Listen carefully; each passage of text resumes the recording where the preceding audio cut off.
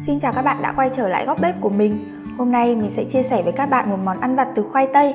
Đó là bánh khoai tây chiên xù. Với hương vị bùi ngậy hấp dẫn, lớp vỏ ngoài thơm ngon giòn rụm, ăn vào chắc chắn là bạn nghiền luôn đấy. Giờ mình cùng bắt tay vào làm nhé. Đầu tiên mình sẽ thái nhỏ khoai tây.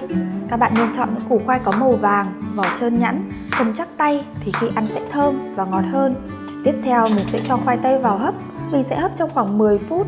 Trong lúc chờ khoai chín, mình sẽ pha bột ướt để lát chúng ta nhúng trước khi lăn qua bột chiên xù. Để pha bột nhúng này, bạn cho 30g bột mì. Tiếp theo là 20ml nước. Và cuối cùng là một quả trứng. Sau đó bạn ngoáy đều lên, cho trứng và bột mì tan hết. Cũng rất là đơn giản thôi.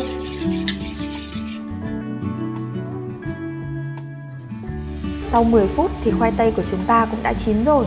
Tiếp theo mình sẽ mang khoai tây đi nghiền nhuyễn. Rồi mình cho thêm 20g đường.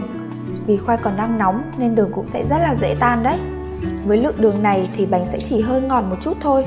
Nếu bạn thích ăn ngọt thì có thể cho thêm đường nhé. Tiếp theo các bạn cho thêm 100g bột mì vào và trộn đều lên. Sau đó mình sẽ nhào cho khoai tây và bột mì quậy lại với nhau. Các bạn nhào kỹ một chút thì bánh chiên xong ăn sẽ dẻo, mịn và ngon hơn. Nhào xong các bạn nặn thành những viên tròn. Với món này thì bạn không nên nặn to quá, chỉ nặn vừa phải thôi thì khi ăn sẽ ngon hơn.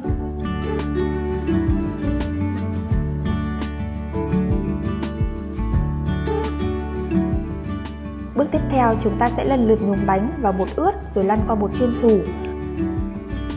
Bánh rất là mềm nên các bạn nhẹ tay thôi.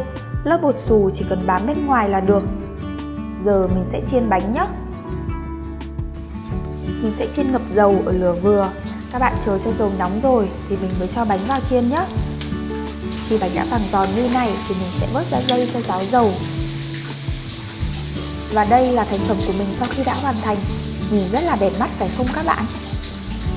Món này ăn kèm với tương ớt và sốt mayonnaise thì rất là hợp vị và ngon đấy. Hy vọng cách làm món bánh khoai tây chiên xù giòn ngon hấp dẫn này sẽ giúp bạn có thêm một món ăn vặt tuyệt vời cho gia đình. Xin chào và hẹn gặp lại các bạn trong các video sau. Chúc các bạn thành công!